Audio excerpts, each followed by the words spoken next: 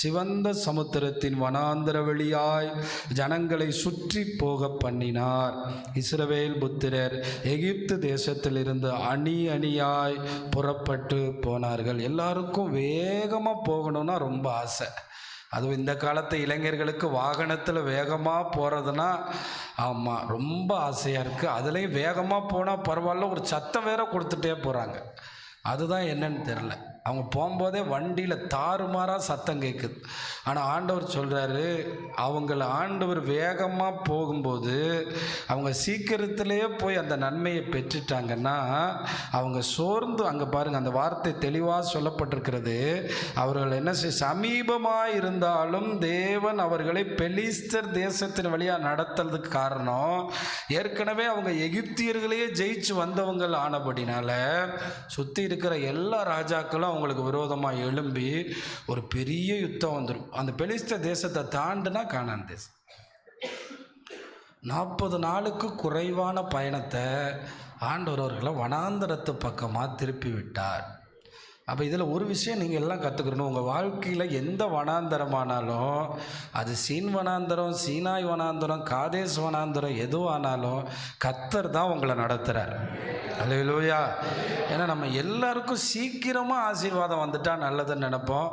ஆனால் சீக்கிரமாக வந்து ஆசீர்வதிக்கப்பட்ட சவுல் சீக்கிரமாய் தன் இடத்தை இழந்து போனான். துரிதமாய் வர்ற ஆசீர்வாதம் நம்மளை விட்டு துரிதமாக போயிடும். எப்படி போயிடுமா? துரிதமாக போயிடும். அதனால் ஆண்டவர் நம்மளை சிலரை தாமதப்படுத்தி வனாந்தரத்தில் நடத்தினாலும் அவர் தான் உங்களை நடத்துகிறார். அது நிறைய பேர் கிறிஸ்தவங்க நினச்சிடும், நல்லதெல்லாம் நடக்கும்போது ஆண்டவர் செய்கிறாரு, சில தீமைகள் வரும்போது அது ஆண்டவர் நம்மளை நடத்தலை அப்படின்னு நினைக்கிறோம். யோசேப்பை அந்த குழியில் போட அனுமதித்தது கர்த்தர் தான். அன்றைக்கு அது இல்லாமல் போயிருந்தால் அவன் அதற்கடுத்து பெறப்போகிற மிக முக்கியமான உயர்வை இழந்து போயிருப்பான். ஆண்டவர் அதுதான் அவனை நடத்தின வழி, அதுதான் நடத்தின பாதை. அதனால் வனாந்தரத்தின் வழியாக தேவன் நடத்தினார். வேகமாக போகும்போது, வேகமான வளர்ச்சி வரும்போது பயங்கரமான எதிரிகள் நம்மை சூழ்ந்து கொள்வார். திடீரென்று வளரும்போது பிசாசு மிக கோபமாய் வந்து நம்மை தாக்குகிறார். இதையெல்லாம் நம்மால் தாங்க முடியாதபடினால்தான் ஆண்டவர் நம்மை வனாந்தரத்தின் ஊடாக நடத்தி கொண்டு வருகிறார். எப்படி நடத்துகிறாரா? ஆமாம். இந்த வனாந்தரம் ஏன், நான் ரொம்ப வேகமாக சொல்ல போகிறேன், இது ரொம்ப பெரிய செய்தி. அதனால் வனாந்தரத்தின் வழியாக ஏன் நடத்துகிறாரு? டக்கு டக்குன்னு வீட்டை கட்டி கொடுக்க வேண்டியதானே, டக்கு டக்குன்னு லட்சக்கணக்கான சம்பளத்தில் வேலையை தர வேண்டியதானே, டக்குன்னு மேலே கொண்டு போக வேண்டியதானே. பங்கு சந்தையில் சொல்லுவாங்க, வேகமாக வளருதுன்னு நிறைய பேர் என்ன பண்ணுவாங்கன்னா அதில் போய் இன்வெஸ்ட் பண்ணுவாங்க, வேகமாக காசு எல்லாம் போயிடும். ஆனால் சில கம்பெனிஸ் பார்த்திங்கன்னா அவ்வளோ சீக்கிரம் வளராது, மெதுவாக தான் வளரும். ஆனால் அது பெரிய பெரிய கம்பெனியாக இந்தியாவில் தொழில் செய்கிற கம்பெனி, அது வந்து அவ்வளோ சீக்கிரம் இப்படி சர்ன்னு ஒரு நாளில் ஏறாது. அதுபோல் கிறிஸ்தவர்களாகிய நம்மை தேவன் அருமையாக நடத்துவார், அற்புதமாக நடத்துவார். ஆனால் நடத்தப்படுவது வனாந்தரமாக இருந்தாலும் முடிவு காணானாக தான் இருக்கும். அல்லேலூயா. நடத்தப்படுறது வனாந்தரமாக இருந்தாலும் முடிவு மிக மிக மகிமையாக இருக்கும். அதனால் இந்த நடத்தப்படுகிற பாதைகளில் தேவன் நம்மை நடத்துகிறார் என்பதை நீங்கள் முதலாவது புரிந்து கொள்ள வேண்டும். தேவன் தான் இந்த பாதையை நடத்துகிறார். அப்போ நான் விரும்புகிற பாதையில் போயிருந்தால் நான் மனமடிவாகி போவேன். நான் வேகமாக போயிருந்தால் முட்டி செதறி போய்விடுவேன். நான் வேகமாக நன்மைகளை பெற்றிருந்தால் அது நல்லது அல்ல என்று ஆண்டவரே உணர்ந்துதான் அவர் வனாந்தர வழியாய் நடத்தினார். இந்த வனாந்தரத்தில் முதலாவது ஏன் நடத்துகிறார்னா கற்றுக் கொடுப்பதற்காக. லேவியராகமம் 7ஆம் அதிகாரம் 38ஆம் வசனத்தில் சொல்லப்பட்டிருக்கிறது, அவர் வனாந்தரத்தின் வழியாக நடத்தி இந்த ஜனங்களுக்கு கற்றுக் கொடுக்கிறார் என்று சொல்லப்பட்டிருக்கிறது. ஆமாம், பாருங்க, கர்த்தருக்கு தங்கள் பலிகளை செலுத்த வேண்டும். அவங்களுக்கு தெரியாதுல்ல, அவங்க என்னைக்காவது பலி செலுத்தியிருக்காங்களா? 430 வருஷம் ஒரு பலியும் செலுத்தினதில்லை. ஆபிரகாம் செலுத்தியிருக்காரு, யாக்கோபு செலுத்தியிருக்காரு, ஈசாக்கு செலுத்தியிருக்காரு. இந்த 430 வருஷத்தில் வேலை பார்த்ததும் பிழைச்சதும் மட்டும்தான். அப்ப கர்த்தருக்கு தங்கள் பலிகளை செலுத்த வேண்டும் என்று அவர் இஸ்ரவேல் புத்திரருக்கு சீனாய் வனாந்தரத்திலே கற்பிக்கும் போது இவைகளை மோசேக்கு சீனாய் மலையிலே கட்டளையிட்டார். அப்போ வனாந்தரத்தில் நடத்தும் போதுதான் ஆண்டவர் நமக்கு கற்பிக்க முடியும். சத்தமா சொல்லுங்களேன். அல்லேலூயா. இஸ்ரவேலர்களுக்கு மிக முக்கியமான 10 கட்டளையும் 600க்கும் மேற்பட்ட சிறு கற்பனைகளும் உண்டு. இது எல்லாம் இஸ்ரவேலர்களுக்கு ஆண்டவர் கற்றுக் கொடுத்தது சீனாய் வனாந்தரத்தில். சர்வாங்க தகன பலி, பாவ நிவாரண பலி, நிறைய பலிகள் இஸ்ரவேலர்களுக்கு உண்டு. போஜன பலி, இந்த பலிகளை எல்லாம் அவர்களுக்கு எப்படி செலுத்த வேண்டும் என்று கிரமமாக கற்றுக் கொடுத்து. ஏன்னா வனாந்தரத்தில் தான் நம்ம கீழ்ப்படிவோம், வனாந்தரத்தில் தான் நம்ம கற்றுக்கொள்வோம். நமக்கு ஒரு வியாதி இருக்கும்போது நமக்கு ஆண்டவர் பேசுகிற வார்த்தை தெளிவாக கேட்கும். சத்தமாக ஒரு அல்லேலூயா சொல்லுங்களேன். ஆமாம், நமக்கு ஒரு நெருக்கம் இருக்கும்போது, ஆனால் செழிப்பாக ஒருத்தன் இருக்கும்போது அவங்ககிட்ட போய் பேசுனீங்கன்னா தூக்கி எறிஞ்சிட்டு போயிடுவான். திருப்தி அடைஞ்சவன் தேன் கூட்டையும் மிதிப்பான். ஆனால் பசியாக இருக்கிறவனுக்கு முருங்கைக்கீரை கூட அமிர்தம் மாதிரி இருக்கும். அதுதானே. அப்போ இந்த வனாந்தரத்தில் கற்றுக் கொடுத்தார் எப்படி பலி செலுத்தணும், எப்படி கர்த்தர் சத்தம் கேட்கணும். வனாந்தரத்தில் தான் அவங்க கன்றுக்குட்டியை வணங்கினாங்க. அதே வனாந்தரத்தில் தான் கர்த்தர் சீனாய் மலையிலிருந்து பேசுகிற அவர் சத்தத்தை கேட்டாங்க.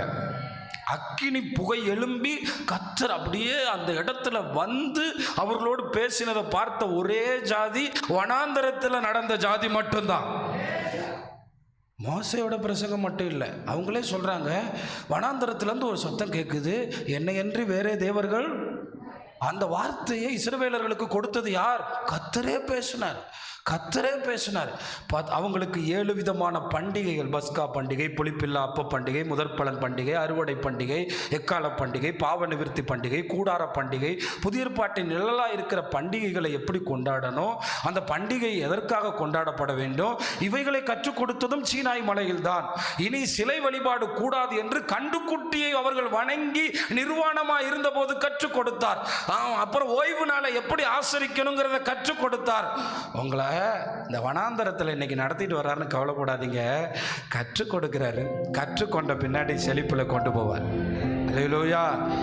கர்த்தரை கனம் பண்றதுனா என்னன்னு கற்றுக் கொடுப்பார். ஆனால் வனாந்தரத்திலையும் நமக்கு தெரிய மாட்டேங்குது. கர்த்தர் தான் நம்மளை ஆசீர்வதிக்கிறார். தெரிஞ்சா நம்ம லேட்டா வருவோமா? இன்னைக்கு நிறைய பேர் கொஞ்சம் படிச்சோங்கிறோன்னா ஆராதனைனா எப்போ வேணாலும் வரலாம், ஆராதனையில எப்படி வேணாலும் உட்கார்ந்துக்கலாம். ஆனால் தேவனை கற்றுக்கொண்டவனுக்கு தெரியும், என்னை ஆசீர்வதிக்கிறது அவர் ஒருவரே, அவரை கனம் பண்ணினால் நான் கனம் பண்ணப்படுவேன். இதை புரிஞ்சுக்கிறான். அப்போ தேவன் கற்றுக்கொடும் போது ஆண்டவரே சொன்னார், என்னிடத்தில் கற்றுக்கொள்ளுங்கள். இப்படி சொன்னாரா? வருத்தப்பட்டு பாரம். கேத்தலிக் பைபிளில் அழகாக போட்டிருக்கும், சுமை சுமக்கிறவர்களே எல்லாரும் ஓடி வாங்க. இப்படி ஒரு தெய்வம் கூப்பிட்டுருக்காரா? நீங்கள் என்கிட்ட பெற்றுக்கொள்ளுங்கள் இல்லை,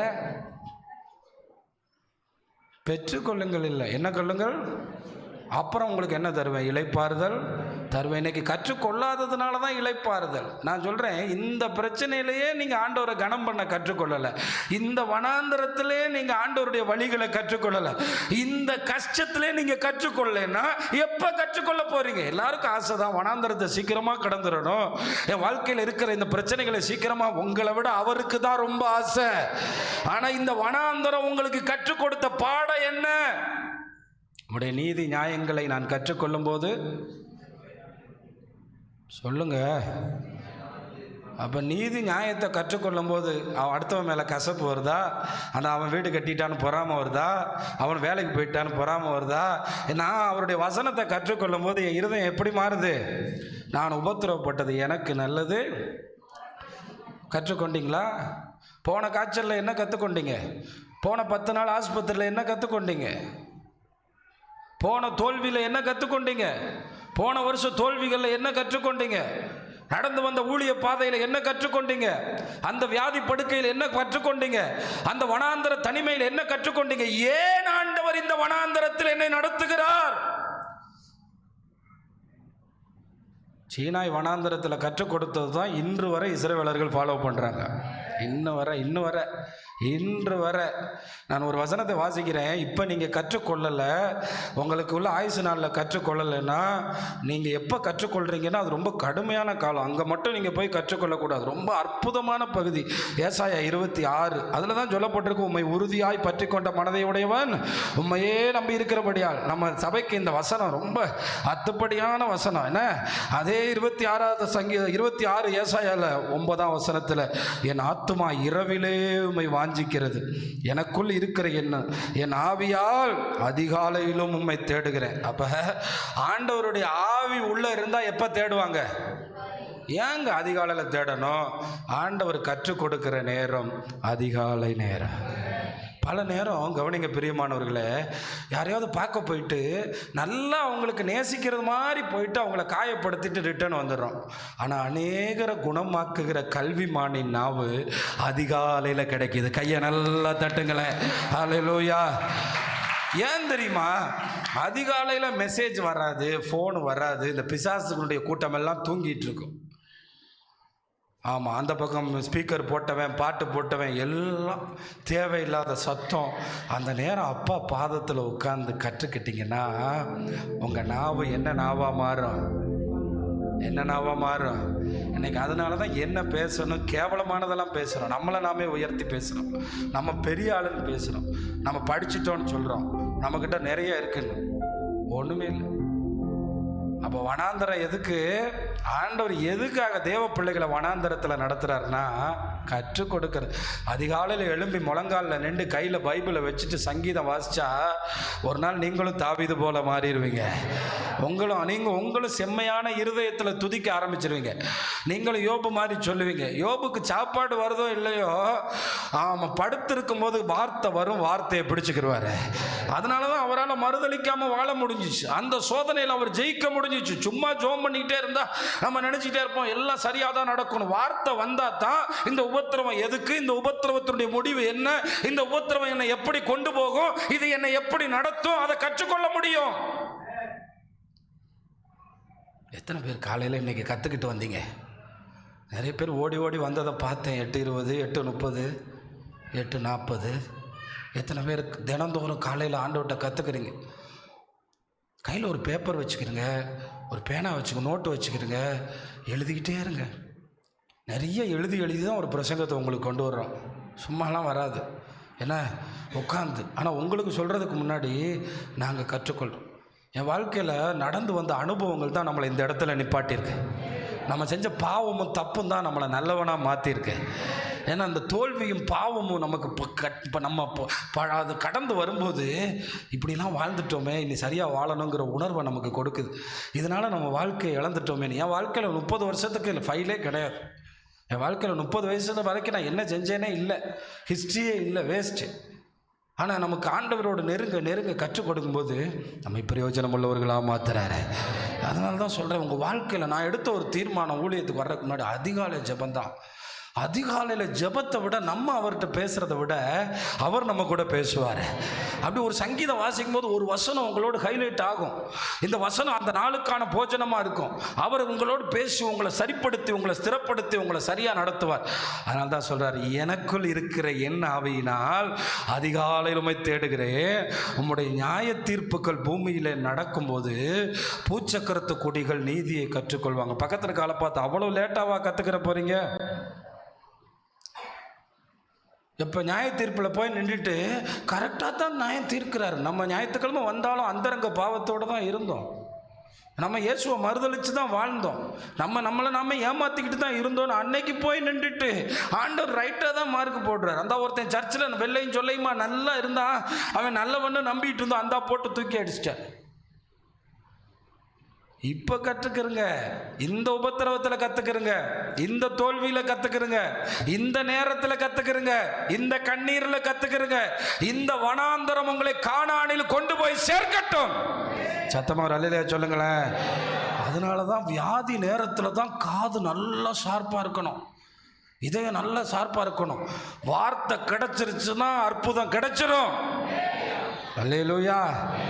வார்த்தை வந்துருச்சுன்னா கவலையே இல்லை, சந்தோஷமா வீட்டுக்கு போயிருவீங்க. அப்போ வார்த்தையை தேடணும். வார்த்தை தான் அவர். அந்த வார்த்தை தான் மரியாளோட வயிற்றுக்குள்ள மாம்சமா வந்துச்சு. அந்த வார்த்தை தான் உங்களை கானான்ல கொண்டு போய் நிறுத்தும். அல்லேலூயா. கொஞ்சம் மனம் வந்த உடனே இன்னைக்கு நம்ம பெரிய ஆளு போல தலையும் தெரியாது காலும் தெரியாது. அவருக்கு அது தெரிஞ்சனால தான் வனாந்தரத்தில் நடத்துகிறாரு. அடுத்த வசனத்தில் பாருங்க, அடுத்த வசனத்தில் துன்மார்க்கனுக்கு தயை செய்தாலும், இதுவரை சொல்லுங்க, வனாந்தரத்தில் நடத்தினாலும் உங்களுக்கு படிப்பு கிடைச்சிச்சா, வீடு கிடைச்சிச்சா, மற்ற எல்லாரை விட நல்லா வாழ்றீங்களா, எத்தனையோ நன்மைகள், வேலை இருக்கா, சம்பளம் வருதா, ஆனால் நம்ம என்ன கற்றுக்கொள்ளலை? எப்போ பார்த்தாலும் அநீதி தான் செய்கிறோம். அதனால தான் சொல்றாரு, நமக்கு இவ்வளவு தூரம் கர்த்தர் தயை பாராட்டி இருக்கிறாரு அப்படின்னு நம்புறவங்க ஒரு கரங்களை தட்டி கர்த்தருக்கு ஒரு நன்றி சொல்லுங்க. அல்லேலூயா. அடிக்கடி உங்க தாத்தாவோட அப்பா, உங்க அப்பா வாழ்ந்த வாழ்க்கை, நீங்க வாழ்ற வாழ்க்கை, நீங்க உடுத்துறதையும், உங்களை போஷிக்கிறதையும், உங்களை காப்பாற்றுறது, உங்களுக்கு கிடைச்ச ஞானத்தையும், உங்களுக்கு கிடைச்ச வெளிச்சத்தையும், உங்களுக்கு கிடைச்ச அறிவையும் நீங்க சிந்தித்து பார்க்கணும். ஞானவான்கள் கிருபையை உணர்ந்து கொள்வார். ஆண்டவரே, எவ்வளோ கிருபை என் மேலே நீங்கள் பாராட்டின கிருபை பெரியது, என் மேல் பாராட்டின இரக்கம் பெரியது, எனக்கு நீங்கள் தந்த கிருபை பெரியது அப்படின்னு சொல்லி பாருங்களேன். சீக்கிரம் செழிப்பான இடத்துக்கு போயிடுவீங்க, சீக்கிரம் அந்த பிரச்சனையை தாண்டிடுவீங்க, சீக்கிரம் கடக்க முடியாத யோர்தானை கடப்பீங்க, சீக்கிரம் தாண்ட முடியாத எரிகோக்களை நீங்கள் தாண்ட முடியும். அப்போ இங்கே நீதியை கற்றுக்கொள்ளணும். என்ன கற்றுக்கொள்ளணும்? ஆமாம், ஆண்டவருக்கு அவருடைய மனவாட்டினாலே ஒன்று தான் பிடிக்கும், நீதி செஞ்சுக்கிட்டே இருக்கணும். அதிகாலையில் ஆனாலும் குருடனை பார்வையடைய செய்வார், நடுராத்திரி ஆனாலும் சுகமாக்குவார். ஏன்னா நம்முடைய தேவன் என்ன தேவன்? நீதி உள்ள தேவன். இங்கே சர்ச்சில் வந்து 1ஆம் நம்பர் தான், தெருச்சண்டையிலையும் 1ஆம் நம்பர், ரோட்டில் நின்று சண்டை போடுறதுலையும் 1ஆம் நம்பர். அப்போ கேட்குறாரு, இந்த வனாந்தரத்தில் நீ நீதியை கற்றுக்கொள்ளாம எங்கே கற்றுக்கொள்ள போறீங்க? அதெல்லாம் எங்களுக்கு கை ரொம்ப பெருசாக இருக்குது, நாங்கள் அடித்தோம்னா 4 பேர் விழுந்துருவான். துன்மார்க்கனுக்கு தயை செய்தாலும், எப்போ நீதியை கற்றுக்கொள்ளலையோ அந்த இடத்துல ஃபஸ்ட்டு நம்ம என்னவா மாறுறோம்? துன்மார்க்கனா. துன்மார்க்கன் கடன் வாங்கி செலுத்தாமல் போகிறான். துன்மார்க்கன் இவன் தான் துன்மார்க்கன். நீதியை கற்றுக்கொள்ள, நீதிங்கிறது நான் படித்தது அவரால், நான் வாழ்ந்தது அவரால், நான் பிழைத்தது அவரால், நான் ஜீவிப்பது அவரால். சத்தமாக ராமன் சொல்லுங்களேன். அதை நீங்கள் புரிஞ்சுக்கிறணும். அந்த அசைவு அவரால், அது உங்கள் செயலில் காட்டணும். நீதி உள்ள தேசத்திலும் அவன் அநியாயம் செய்து கர்த்தருடைய மகத்துவத்தை, நம்ம இத்தனை கோடி பேர் இருக்கும்போது எனக்கு ஒரு வேலை கொடுத்தாரு, இத்தனை பேர். ஆமாம், இந்தியாவில் போய் இன்றைக்கி கூகுளில் சர்ச் பண்ணுங்கள், சொந்த வீடு இல்லாதவங்க எத்தனை பேர், சும்மா சர்ச் பண்ணுங்கள். சொந்த நிலம் இல்லாதவங்க எத்தனை பேர், சர்ச் பண்ணுங்கள். ஒரு டிகிரி கூட முடிக்காதவங்க இந்தியாவில் எத்தனை கோடி பேர், சர்ச் பண்ணுங்க. எத்தனை பேர் சொல்கிறீங்க தேவன் எங்களை நல்லா வச்சுருக்காருன்னு? அப்போ அவருடைய நீதியை கவனித்து பார்க்கணுமா இல்லையா? கற்றுக்கொள்ளணுமா இல்லையா? ஆமாம், இந்த உபத்திரவத்தில் கற்றுக்கொள்ளலைன்னா, இந்த வனாந்தரத்தில் திருந்தலைன்னா, இந்த வனாந்தரத்தில் தாழ்மை அடையலைன்னா என் வனாந்தரத்திலே முடிஞ்சு போயிடும். ஆமாம், மொத்தமாக 2 பேரை தவிர 20 லட்சம் பேரும் வனாந்தரத்திலேயே முடிஞ்சு போயிட்டாங்க. கற்றுக்கொண்ட 2 பேர் கானானுக்குள்ளே போனாங்க. கையை நல்லா தட்டி அல்லேலூயா. அதனால் நம்ம சபையில் இருக்கிற பிரச்சனை என்ன தெரியுமா? நல்லா காலையில் 4 மணிக்கு எந்திரிச்சு பாட்டு பாடி ஜோம் பண்ணுவாங்க. வசனத்தை கேட்கிற அனுபவங்கள் இல்லாத கிறிஸ்தவர்கள் சரியானபடி தேவ சத்தத்திலே, தேவ வெளிச்சத்திலே நடக்க முடியாது. அப்படி வசனத்தை கேட்கிறவனால தான் சொல்ல முடியும், அக்னியில் செத்தாலும் நாங்கள் மறுதலிக்க மாட்டோம். அப்படிப்பட்டவனால தான் எதிர்மறையை பேச முடியும். நேர்மறை மட்டுமல்ல, சில நேரங்களில் எதிர்மறை தான் அதிக நன்மையை கொண்டு வரும். எதிர்மறை தான் அதிக மேன்மை இந்த வேதாகமத்தில் கொண்டு வந்து, சிங்க கெபியில் போடப்பட்ட போதும், அக்கினி போடப்பட்ட போதும், அப்படிப்பட்ட நேரத்தில் தான் அது வேதத்தை ருசித்தால் தான் புரியும். 2வது, வனாந்தரம் என் வாழ்க்கையிலே எதற்காக?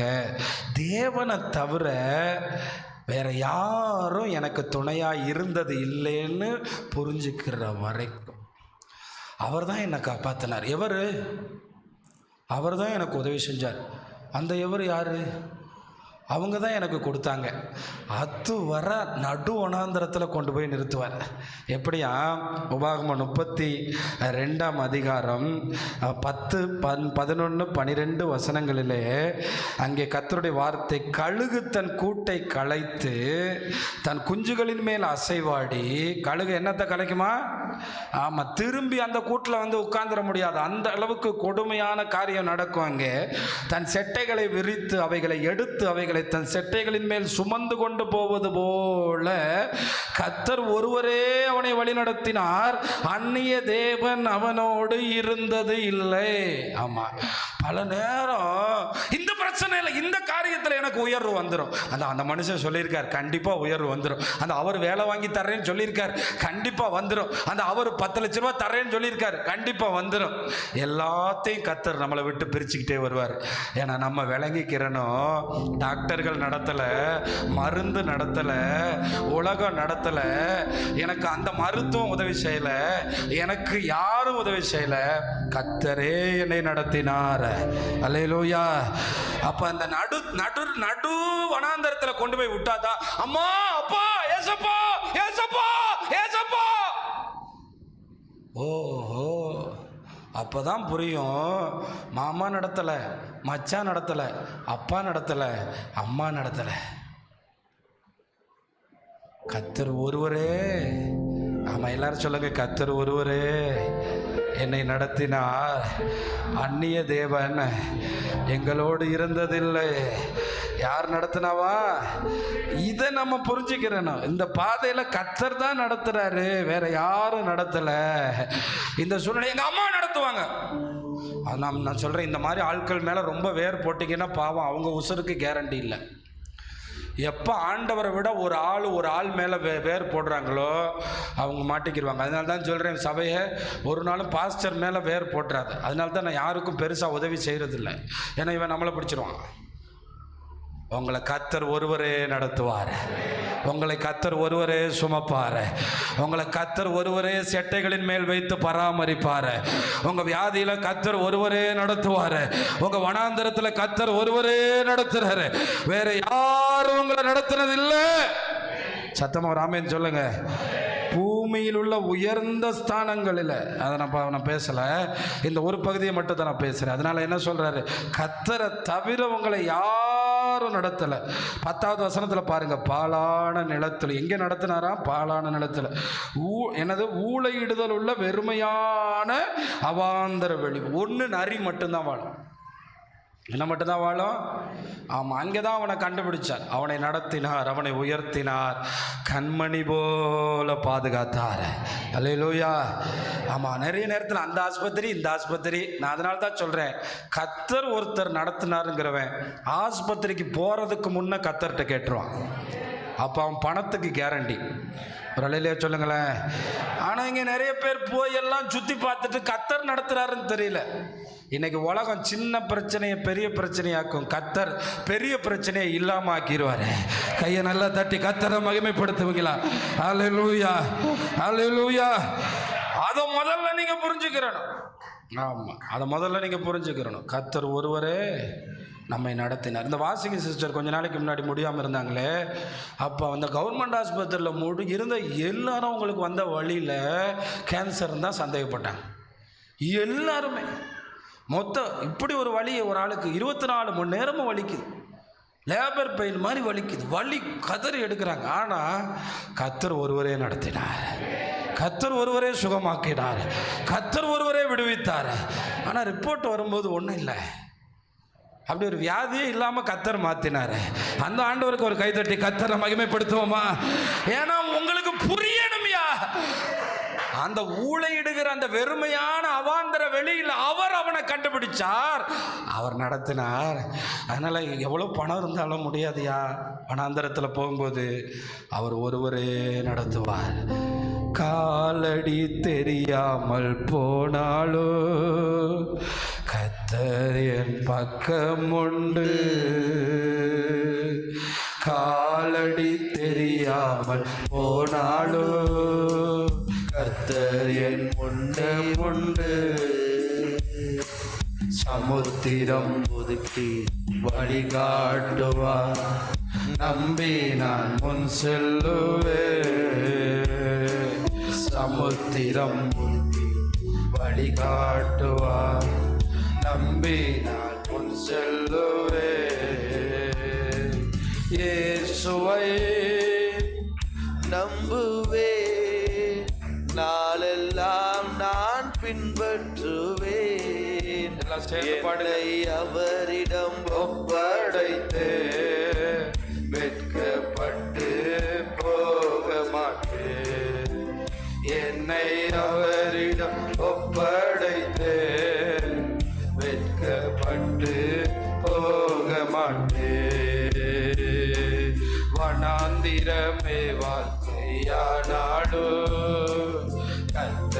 என் பக்கமுண்டு.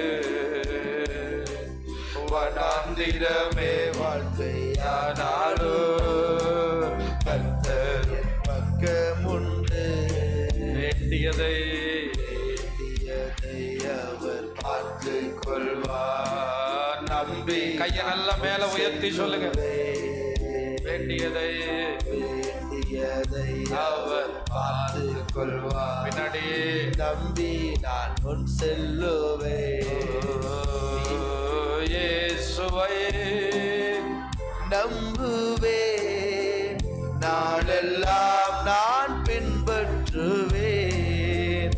என்னை அவரிடம் ஒப்படைத்தேன். வெட்கப்பட்டு போக மாட்டேன், பட்டு போக மாட்டேன். என்னை அவரிடம் ஒப்படைத்தேன். வெட்கப்பட்டு இங்கே நான் பரதேசி ஆனாலும், இங்கே நான் பரதேசி ஆனாலும் அங்கே ஒரு இடம் உண்டு. இங்கே நான் பரதேசி ஆனாலும் அங்கே ஒரு இடம் உண்டு. ஆயத்தமாக்கி அழைத்து செல்வார். நம்பி நான் காத்திருப்பேன். ஆயத்தமாக்குகிறேன். வனாந்தரங்களை அழைத்து செல்வார். ஓ நம்பி நான் காத்திருப்பேன். இயேசுவை நம்புவேன், நாளெல்லாம் நான் பின்பற்றுவேன். என்னை அவரிடம் ஒப்படைத்தேன். வெட்கப்பட்டு போக மாட்டேன். என்னை அவரிடம் ஒப்படைத்தேன். வெட்கப்பட்டு போக மாட்டேன். சத்தமா சொல்லுங்க, வெட்கப்பட்டு போக மாட்டேன். சத்தமா சொல்லுங்க, வெட்கப்பட்டு போக மாட்டேன். வெட்கப்பட்டு போக மாட்டேன். நல்லா வீட்டில் கதவை திறந்து வச்சு சத்தமாக கத்தணும், பிசாசு ஓடிடுவான். வார்த்தைகளை சத்தமாக உச்சரிக்கணும். ஆண்டவர் அப்படித்தான் ஜெபிச்சார். நேரம் இல்லை. உபாகமம் 2ஆம் அதிகாரம் 7ஆம் வசனம், உன் தேவனாகிய கர்த்தர் உன் கைகளின் கிரியைகளில் எல்லாம் உன்னை ஆசீர்வதித்து வருகிறார். எத்தனை பேர் சொல்றீங்க? இந்த பெரிய வனாந்தர வழியாய் நீ நடந்து வருகிறதை அறிவார். ஆமாம், பக்கத்தில் கையப்பிடிச்சு சொல்லுங்க, இந்த வனாந்தரத்தில் நீங்கள் நடந்து வர்றது அவருக்கு தெரியும். அவருக்கு தெரியும். ஆமாம், இந்த பெரிய வனாந்தர வழியாய் நீ நடந்து வருகிறதை அறிவார். இந்த 40 வருஷமும் உன் தேவனாகிய கர்த்தர் உன்னோட இருந்தார், உனக்கு ஒன்றும் குறைவுபடவில்லை என்று சொல் என்றார். கையை நல்லா தட்டுங்களேன். ஹல்லேலூயா. நல்லா தட்டுங்களேன். ஹல்லேலூயா. ஆமாம், எத்தனை பேர் சொல்கிறீங்க வனாந்தரமாக இருந்தாலும் நடத்துனாருங்க? ஆமாம், 2 கொரோனாவை தாண்டினோம், எத்தனையோ பிரச்சனைகளை தாண்டினோம், எத்தனையோ பேர் இருந்த இடம் எல்லாம் போனாங்க. அவர் நம்மளை நடத்தினார். அவர் நம்மளை நடத்தினார். அல்லேலூயா. உபாகமம் 29ஆம் அதிகாரம் 5ஆம் வசனம். இதை மட்டும் நீங்கள் புரிஞ்சுக்கிறணும். ஆமாம், நம்ம நம்ம நம்ம சபைக்கு ஒரு ஏட்டு வர்றாருல்ல, அவர் சொன்னார், நான் அப்போ தான் எங்கள் குடும்பத்துக்கு அவர் செஞ்ச நன்மையை நான் புரிஞ்சுக்கிட்டேன். கொரோனாவில் 2019 மாட்டிக்கிட்டேன். லட்சமாக செலவு பண்ணி ஜாமான்லாம் எடுத்துகிட்டு வந்தேன். உயிர் வந்து சேர்றதுக்குள்ளே மாட்டிக்கிட்டு கஷ்டப்பட்டு திரும்ப ஊருக்கு வந்து பொழைச்சோன்னு ஆண்டவர் நம்மளை நடத்தினாரியா? சத்தமாக சொல்லுங்கள். அல்லேலூயா. ஆண்டவர் நம்மளை நடத்தினார். ஆண்டவர் நம்மளை நடத்தினார். 29:5, கர்த்தராகிய நான் உங்கள் தேவன் என்று நீங்கள் அறிந்து கொள்ளும்படி. எதுக்காகவா? அப்போ வனாந்தரத்தில் எதுக்கு நடத்துறாரு? கர்த்தர் யாருன்னு அறியணுமா?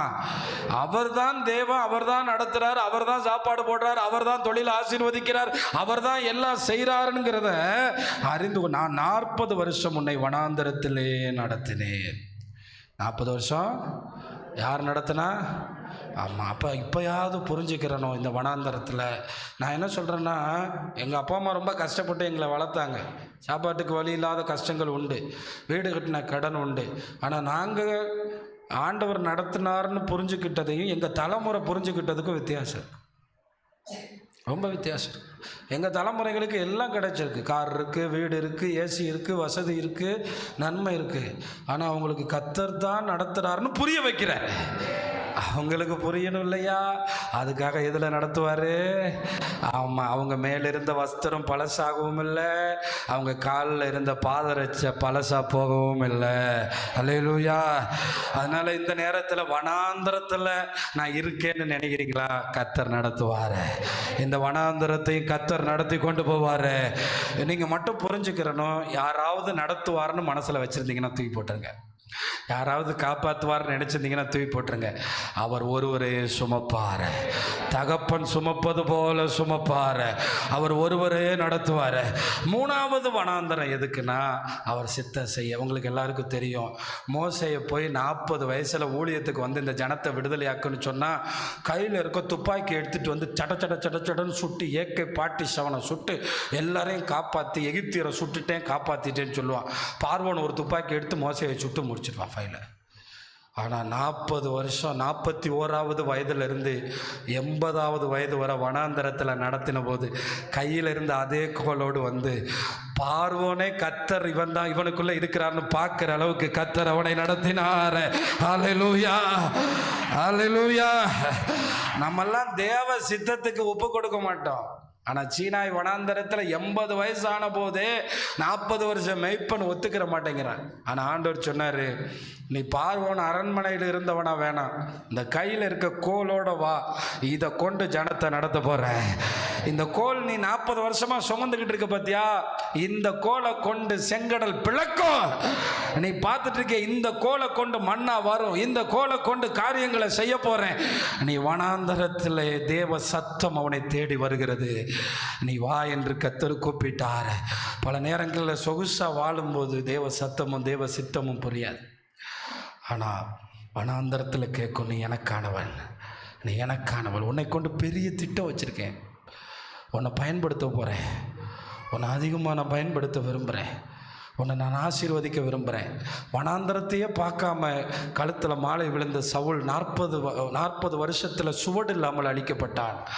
ஆனால் 1 சாமுவேல் 23:14 நேரம் இல்லாதனால நான் சுருக்கி போகிறேன். 1 சாமுவேல் 23:14 நீங்கள் பார்க்கும்போது, அங்கே தாவீது வனாந்தரத்தில் உள்ள அரணான ஸ்தலங்களில் தங்கி சீப் என்னும் வனாந்தரத்தில் இருக்கிற ஒரு மலையிலே தரித்திருந்தான்.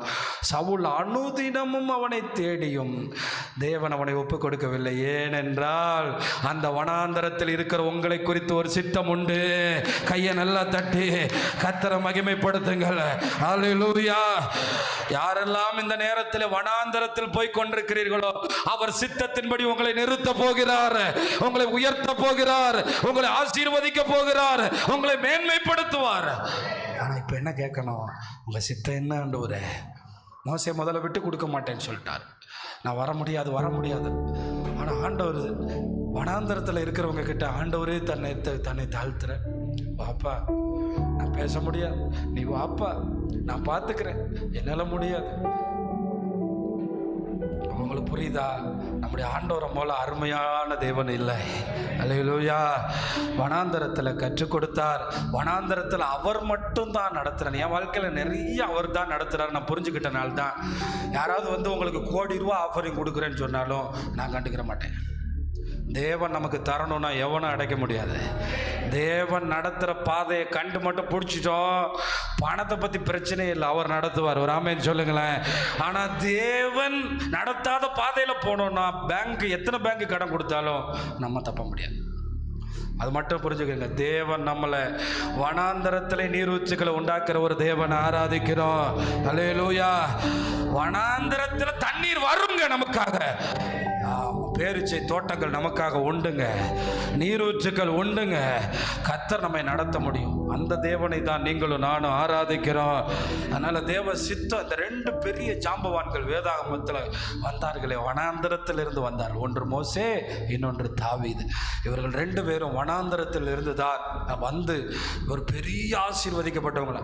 அதனால தான் தாவீதை குறித்து வேதம் சொல்லுது, இவன் என் இருதயத்துக்கு ஏற்றவன், இவன் எனக்கு சித்தமானதையெல்லாம் ஆனால் ஏதாவது ஒரு சித்தத்தை சவுல் செஞ்சான்னு சொல்லுங்க பார்க்கலாம். வனாந்தரத்தை விரும்பாமல் எப்படியோ நாங்கள் வாழணும், உலகம் போகிற போக்கில் போகணுங்கிறவனுக்கு தேவ சித்தம் புரியாது. ஆனால் தாவீது கிட்ட கர்த்தர் ஒரு தடவை கூட எனக்காக இதை செய்யன்னு கேட்டதே இல்லை. அவனே தேடி செஞ்சான். அதுதான் வனாந்தரம். வனாந்தரம் நம்ம வாழ்க்கையில் தேவ சித்தம் செய்யணுமே, தேவ சித்தம் செய்யணுமே, தேவ சித்தம் செய்யணுமே, நான் தேவ சித்தத்தை செய்யணுமே. எனக்காக தேவனுடைய சித்தம் என்ன? அது மட்டும்தான் நமக்கு இருக்கும். 4வது வனாந்தரம். வனாந்தரம் நம்ம வாழ்க்கையில் எதுக்குன்னா நம்மை சோதித்து வெற்றி உள்ளவர்களாக மாற்ற. அல்லேலூயா. உபாகமம் 5ஆம் அதிகாரம் 8ஆம் அதிகாரம் 2ஆம் வசனம். நான் முடிக்கிறேன். உபாகமம் 8ஆம் அதிகாரம் 2ஆம் வசனம். ஏன்னா இங்கே இருக்கிற எல்லாருக்கும் பிரச்சனை வர்ற வரைக்கும் சொல்லுவாங்க, இயேசு நல்லவர், இயேசு நல்லவர், இயேசு நல்லவர், ஐயோ இயேசுவை போல உண்டான். ஒரு சின்ன பிரச்சனை வந்து 2 நாள் ஆஸ்பத்திரியில் வந்தோன்னே, இந்த ஆண்டவர் பார்க்குறாரா, இந்த ஆண்டவருக்கு கண்ணு தெரியுதா, இந்த ஆண்டவருக்கு என் பிரச்சனையெல்லாம் புரியுதா, இந்த ஆண்டவருக்கு காது கேட்குமா கேட்காது, நான் எவ்வளவு அழுகிறேன் புரியுமா புரியாதா? சோதனைகளும் வனாந்தரமும் தான் உங்கள் வாயில் என்னது இருக்குன்னு வெளியே வரப்போகுது, உங்கள் இருதயத்தில் என்ன இருக்குன்னு வெளியே கொண்டு வரப்போகுது. அதனால் ரொம்ப ஜாக்கிரதையாக இருக்கணும். 8ஆம் அதிகாரம், உன் தேவனாகிய கர்த்தர் உன்னை சிறுமைப்படுத்தும் படிக்கும் தம்முடைய கட்டளைகளை நீ கை கொள்ளுவாயோ கை கொள்ள மாட்டாயோ என்று அவர் உன்னை சோதித்து. நிறைய பேருக்கு பரீட்சை வர்றதுக்கு முன்னாடியே காய்ச்சல் வந்துடுது. ஐயோ சின்னதாக வாலிபம் வர்றதுக்கு முன்னாடி எனக்கு கல்யாணம் நடக்காது, எனக்கு ஒன்றும் நடக்காது. ஏன் அந்த பரீட்சைக்குள்ளே பெரிய ரிசல்ட் வரப்போகுது. இங்கே ஆண்டவரே சொல்கிறாரு, நீ வனாந்தரத்தில் உன்னை வச்சு டெஸ்ட் பண்ண போகிறேன், உனக்கு இது எப்படி முடியுமா முடியாதா, நீ கை கொள்ளுவியா மாட்டா என்று உன்னை சோதித்து உன் இருதயத்தில் உள்ளதை நீ அறியும்படி. நீ தான் சொல்றிய இயேசு நல்லவர், இயேசு வல்லவர், இயேசு என்னை காப்பாற்றுகிற, இப்போ சொல்லு, இந்த வனாந்தரத்தில் சொல்லுப்பா. அதே வார்த்தை. அதனால தான் சொல்லணும், கஷ்டத்தில் துதிக்கிற துதி சிறைச்சாலைகளை உடைக்கும். அல்லேலூயா. கண்ணீரில் இயேசு நல்லவர்னு சொல்லி பாருங்க, நீங்க பெற அற்புதம் மிக பெருமை பயங்கரமானதா இருக்கும். நல்ல கையை தட்டி கர்த்தரை மகிமைப்படுத்துங்க. அல்லேலூயா. அது ரொம்ப முக்கியம். அதனால தான் ரொம்ப ஷார்ப்பாக இருக்கணும்.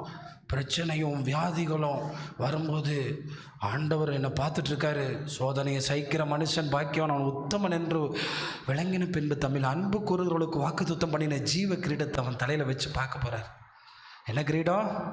நான் சொல்கிறேன், நீங்கள் ஜீவ கிரீடம் வாங்கும்போது ஆபிரகாமும் கை தட்டுவார். அல்லேலூயா.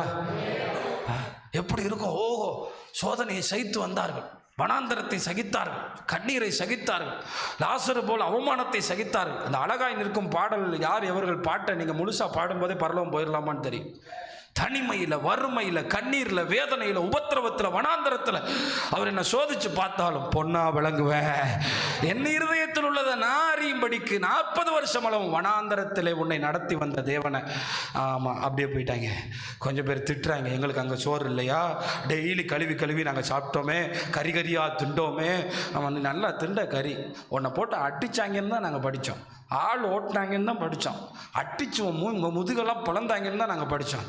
அங்கே என்ன சாப்பிட்டான்னு ஒன்றும் நாங்கள் பார்க்கல. அவனுக்கு சாப்பிட்றதுக்கே நேரம் இல்லை. 2 வயசான குழந்தைகளெல்லாம் தூக்கி போட்டு உன் குழந்தைகளெல்லாம் சாவடிச்சாங்க, அதான் ஏன் நாங்கள் பார்த்தோம். எகிப்தில் உன் பிள்ளைங்கள்லாம் செத்து மரண ஓலம் கேட்டது தான் நாங்கள் கேட்டோம். ஆனால் நீ என்ன பேசுகிற? நாங்கள் சாப்பிட்டோம், நாங்கள் எகிப்தில் நல்லா இருந்தோம்.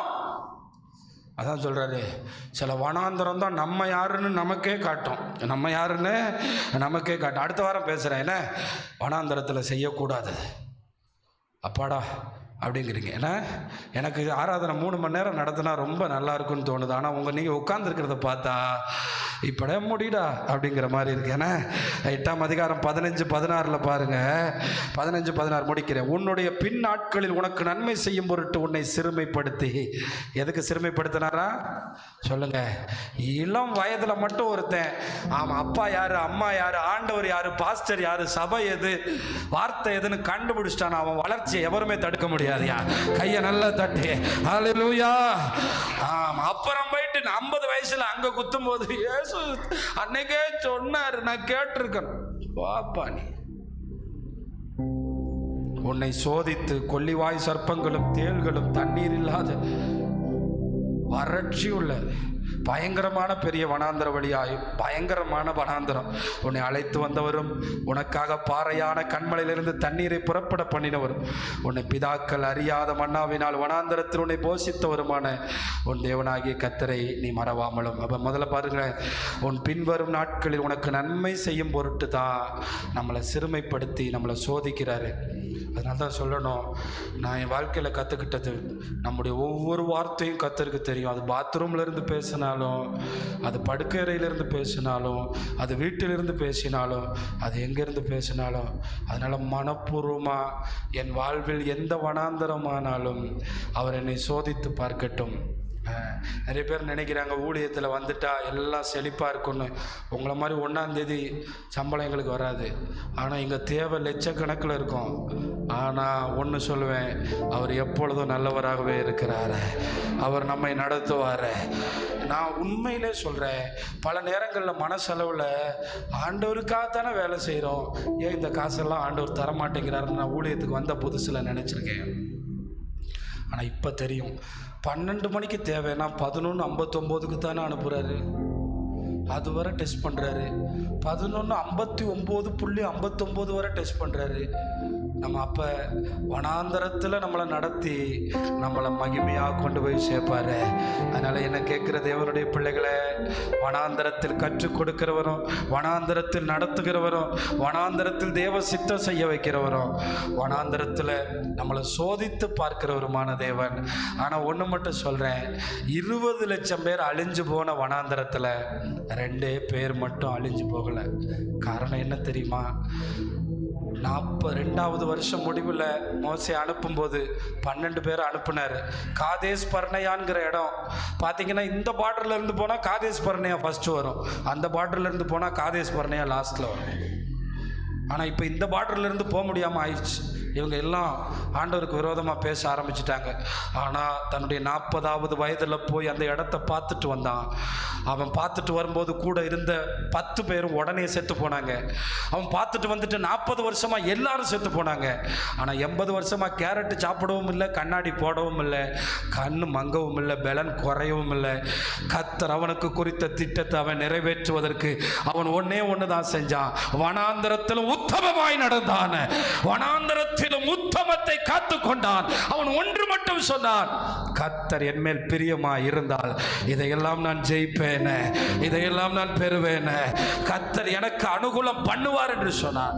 நம்முடைய ஆண்டவர் நேர்மையாக நடப்பார், உண்மை உள்ளவர் என்பதற்கு 80 வயதான ஒரு நேரத்தில் நீங்கள் பார்த்தீங்கன்னா யோசுவா பதவிக்கு வந்துடுவார். ஆனால் காலேப்புக்காக கர்த்தர் வைத்திருந்தார், காலேப்புக்கு நன்மை வைத்திருந்தார். யோசுவாவே நினைத்து பார்க்க முடியாத அளவில் அந்த ஒரு வசனத்தை மட்டும் யோசுவா 14ஆம் அதிகாரம் 10ஆம் வசனத்தில் எப்படி ஒரு பாருங்கள், வனாந்தர வழியாய் வரும்போது எல்லாரும் காணாமல் போனார்கள், ஆனால் இங்கே ஒருவன் மாத்திரம், இப்போது இதோ கர்த்தர் சொன்னபடியே என்னை உயிரோடே காத்தார். அல்லேலூயா. நீங்கள் மட்டும் வனாந்தரத்தில் மட்டும் உத்தமமாக நடந்து பாருங்க. சர்ச்சில் ஒரு வாழ்க்கை, வெளியே ஒரு வாழ்க்கை, எங்கே இருந்தாலும் உத்தமமாக, சபையில் ஒரு வேஷம், வெளியே ஒரு வேஷம் இல்லை, எங்கே இருந்தாலும் கர்த்தருக்கு பிரியமான வாழ்க்கை. அங்கே முறுமுறுத்த போது இவன் முறுமுறுக்கவில்லை, பரீட்சை பார்த்த போது பரீட்சை பார்க்கவில்லை, பொல்லாங்கானது இச்சிச்ச போது இச்சிக்கவில்லை, தவறாய் நடந்த போது இவன் தவறாய் நடக்கவில்லை. கர்த்தருக்கு பிரியமானது ஒன்று மட்டும் போதும், அதை மட்டும் நான் விட மாட்டேன். தாமதமாகலாம், ஆண்டவர் எப்பொழுதும் அப்படித்தான் ஆசீர்வதித்தார். 30 வயதில் தான் தாவீது ராஜாவானார், 30 வயதில் தான் யோசேப்பு உயர்த்தப்பட்டார். ஆனால் இவர்கள் எல்லாரும் ஒரு வனாந்தரத்தை தாண்டி தான் வந்தார்கள். ஆனால் சொல்கிறேன் பாருங்க, எனக்கு இப்போ 80 வயசு ஆயிடுச்சு, நான் ஏன் உயிரோடு இருக்கேன்னா வனாந்தரத்துக்கு ஒரு முடிவு வருது. கையை நல்லா தட்டுங்களேன். அல்லேலூயா. ஏன் உயிரோட வச்சிருக்காருன்னா வனாந்தரத்தில் எல்லாரும் போயிட்டாங்க. ஆனால் நான் பார்த்த வரைக்கும் சபையில் 90% கிறிஸ்தவங்க வறட்சியிலே வர்றான், வறட்சியிலே சாகுறான், கடன்லே வர்றான், கடன்லே சாகுறான். ஏயா காலேப்பு எங்க, உத்தமர்கள் எங்க? அது எங்க? ஆண்டவரை பார்க்குறாரு, நீ அப்படி கல்யாணம் பண்ணு, ஆண்டவரை பார்க்குறாரு, நீ அப்படி பேசு, ஆண்டவரை பார்க்குறாரு, நீ அப்படி பரீட்சை பார். ஆண்டவர் பார்த்துட்டே இருக்காரு. நம்முடைய அந்தரங்க பாவங்கள் தான் 40 வருஷம் வனாந்தரத்திலே நம்மளை முடிக்குது. நம்முடைய அந்தரங்க உண்மைதான் நம்மை கானானின் செழிப்புக்குள்ள கொண்டு போய் சேர்க்க போகிறது. அல்லேலூயா. அந்த காரணம் என்றால் பூமியின் ஆழம், உன் இதயத்தினுடைய அடி ஆழத்துக்குள்ள உண்மை இருக்கான்னு பார்ப்பார். பார்த்துட்டாருன்னா நீங்கள் தான் காலேப்பு, நீங்கள் தான் ஆசீர்வதிக்கப்பட்டவங்க, நீங்கள் தான் உத்தமர்கள். இந்த இஸ்ரவேலர்கள் வனாந்தரத்தில் சஞ்சரிக்க அந்த வார்த்தையை மோசேயோடு சொல்லி இப்போது 45 வருஷம், 40 வயசு முடியும் போது யோசுவா தலைவனாயிட்டான். இவன் இன்னொரு 5 வருஷம், ஆனால் என் கூடவே வந்த யோசுவாவுக்கு பெரிய பதவியேற்பு விழாலாம் நடந்துச்சு. என்னை கொண்டு வந்து இப்படி தள்ளிட்டாருன்னு சொல்லவே இல்லை. 85 இயர்ஸ் ஓல்டு, 85 வருஷம். நான் தான் சொல்லுவேன், உத்தமர்களை வெறுங்கையோடு அனுப்பவே மாட்டார். அல்லேலூயா, வெறுங்கையோடு அனுப்ப மாட்டார். சில நேரம் நான் பார்க்குறேன், இந்த ஜாய்சன் பாஸ்டர், தாமஸ் ராஜ் ஐயாலாம் ஒரு 60 வருஷம் ஊழியத்தில் வெளியவே தெரிய மாட்டேங்கிறாங்க. ஆனால் ஒரு 10 இயர்ஸ் அப்படியே வெளியே தெரியாங்க. உலகமெங்கிலும் அவங்க செய்தி கேட்கப்படுது, எல்லாரும் பார்க்குறாங்க. அவங்கள முடிச்சிடாரு. ஏன்னா உத்தமர்களை வெறுமையாக விடுறதில்ல, உத்தமர்களை வெறுமையை அனுப்புறதில்ல. இந்த பூமியில் 2 ரூபா சம்பளம் வாங்கிட்டு ஆவடியில் சுற்றினவரை எத்தனையோ கோடிகளுக்கு அதிபதியாக மாற்றினவர். ஏன்னா உத்தமர்கள் நேசிக்கும் தேவா. அதனால தான் சொல்கிறேன், வனாந்தரத்தில் ஒன்று மட்டும்தான் வேணும். என்ன வேணும்? உத்தமம். என்ன வேணும்? உத்தமம். அதில் ஆண்டவர் உங்கள் பக்கத்தில் தான் இருக்கார். நீ படுக்கையில் இருந்தாலும் பக்கத்தில் தான் இருக்கார், வியாதியில் இருந்தாலும் பக்கத்தில் தான் இருக்கார். நான் எப்பயுமே சொல்லுவேன், பிரச்சனை இல்லாத நேரம் வேணால் அவர் பரலோகத்தில் இருக்கலாம். எனக்கு பிரச்சனை இருக்கு நேரம் அவர் என் பக்கத்தில் இருக்கார், என் வலை பக்கத்தில் இருக்கார், என் நெருக்கத்திற்கு. அப்போ ரொம்ப வார்த்தையை கவனமாக இருக்கணும், அந்த கரணத்தில் உண்மையாக இருக்கணும், நீங்கள் கற்றுக்கொண்ட வேதத்தை கவனமாக இருக்கணும், உங்கள் பேச்சு கவனமாக இருக்கணும். நீங்கள் ஆராதிக்கிற தெய்வம் சிலை அல்ல, அவர் கல் அல்ல, அவர் பார்த்து கொண்டே இருப்பார். 45 வருஷம் ஆனபோது சகல ஜனங்களுக்கு முன்னாக கர்த்தர் காலேப்பை உயர்த்தினது மட்டுமல்ல, அவன் சந்ததியை உயர்த்தினது மட்டுமல்ல, யூதா கோத்திரத்தை உயர்த்தினது மட்டுமல்ல, அந்த சந்ததியினுடைய தலைமுறைகளில் இருந்து கர்த்தர், அந்த காலேப் வம்சத்திலிருந்து கர்த்தர் வரல, ஆனால் காலேப் உருவாக்கின அந்த எப்ரோன் தான், பெத்லகேம் தான், எப்ரோனை சுற்றி உள்ள பகுதிகள் தான் யூதாவுக்கு அடைக்கலமாய் மாறினது. அதுதான் தேவனுடைய பட்டணமாக எதிர்காலத்தில் மாறினது. என்னை கேட்குற தேவனுடைய பிள்ளைகளை, தேவனுக்கு ஒரு திட்டம் உண்டு. அதனால தான் எப்ரோனுக்கு பக்கத்தில் எருசலேம் இருக்குது. ஏன்னா அன்றைக்கி கொடுக்கும்போது இந்த எப்ரோன், எருசலேம் இவைகள் எல்லாம் அன்றைக்கு ராட்சசர்கள் கையில் தான் இருந்துச்சு. தாவீது பிடிக்கும் போதே ராட்சசர்கள் தான் மேலே வச்சுக்கிட்டு இருந்தாங்க. இதெல்லாம் தாண்டி கர்த்தர் ஆசீர்வதிக்கிறாரு. நீங்கள் ஒன்று மட்டும் செய்யுங்க, ஒன்று மட்டும் நல்லா புரிஞ்சுக்கிறங்க. உங்கள் பசி, உங்கள் வேதனை, உங்கள் கண்ணீர் ஆண்டவருக்கு தெரியாமல் இல்லை. தயவு செய்து மாமாவை சார்ந்திருந்தேன், அவன் சோறு போட்டான் போய் திண்டேன். இந்த வனாந்தரத்தில் உத்தமத்தை மட்டும், யாருக்கெல்லாம் உயர்த்தப்படணும்னு ஆசை இருக்கு.